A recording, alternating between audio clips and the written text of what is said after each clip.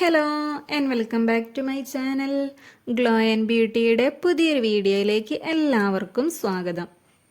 ഇന്നത്തെ നമ്മുടെ video skin നിറം വയ്ക്കാനും പാടുകൾ മാറാനും കരിവാളി പകറ്റാനൊക്കെ സഹായിക്കുന്ന ഒരു സ്കിൻ ബ്രൈറ്റനിങ് ഫേസ് പാക്കാണ് ഇന്ന് ഞാൻ നിങ്ങളുമായിട്ട് ഷെയർ ചെയ്യുന്നത്.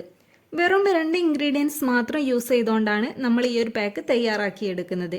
വീട്ടിൽ വെച്ച് തന്നെ നമുക്ക് വളരെ എളുപ്പത്തിൽ ചെയ്തെടുക്കാൻ പറ്റിയ ഒരു പാക്ക് കൂടിയാണിത്. അപ്പോൾ ഇനി ഇത് എങ്ങനെയാണ് തയ്യാറാക്കേണ്ടത് എന്ന് നോക്കാം. വീഡിയോയിലേക്ക് കടക്കുന്ന മുന്നേ എൻ്റെ ഈ ചാനൽ ആരെങ്കിലും ആദ്യമായിട്ടാണ് കാണുന്നതെങ്കിൽ ഇഷ്ടപ്പെടുകയാണെങ്കിൽ സബ്സ്ക്രൈബ് ചെയ്യുക.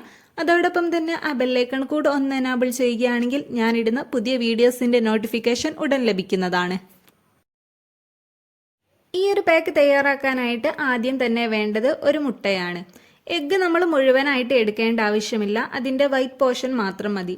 പിന്നെ നമ്മൾ എഗ് വൈറ്റ് എടുക്കുന്ന സമയത്ത് അത് ഒരു 2 സ്പൂണൊക്കെ മതിയാകും. അത് ഫുള്ളായിട്ട് എടുക്കണം എന്നില്ല.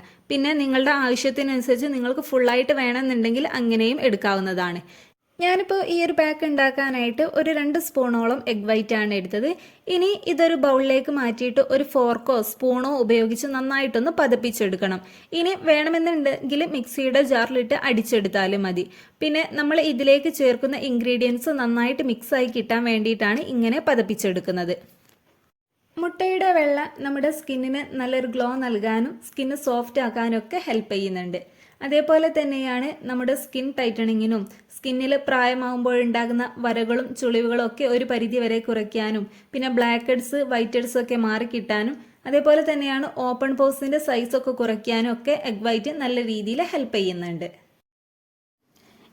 ഇതേപോലെ നന്നായിട്ട് പതപ്പിച്ചെടുത്ത എഗ് വൈറ്റിലേക്ക് ഒരു 1.5 സ്പൂൺ അരിപ്പൊടിയും കൂടെ ആഡ് ചെയ്തെടുത്ത് നന്നായിട്ടൊന്ന് മിക്സ് ചെയ്തെടുക്കണം.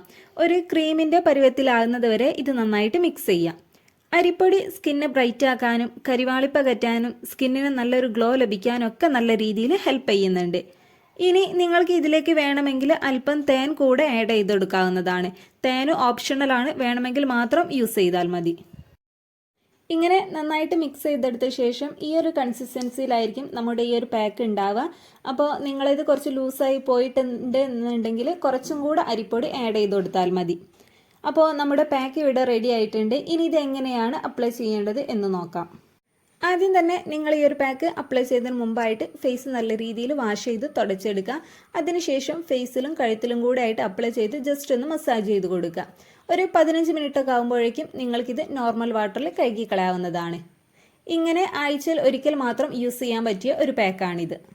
ഇങ്ങനെ മുഖം വാഷ് ചെയ്ത് വന്ന ശേഷം ഏതെങ്കിലും ഒരു മോയ്സ്ചറൈസർ കൂടെ നിർബന്ധമായിട്ട് അപ്ലൈ ചെയ്ത് കൊടുക്കുക. അപ്പോൾ സ്കിന്ന് നിറം വയ്ക്കാനും ബ്ലാക്ക് ഹെഡ്സ് വൈറ്റ് ഹെഡ്സ് ഒക്കെ മാറാനും ഓപ്പൺ പോസിൻ്റെ സൈസ് കുറയ്ക്കാനും ഒക്കെ സഹായിക്കുന്ന ഒരു പാക്കാണിത്. അപ്പോൾ ഇന്നത്തെ വീഡിയോ നിങ്ങൾക്ക് യൂസ്ഫുൾ ആയെന്ന് വിചാരിക്കുന്നു.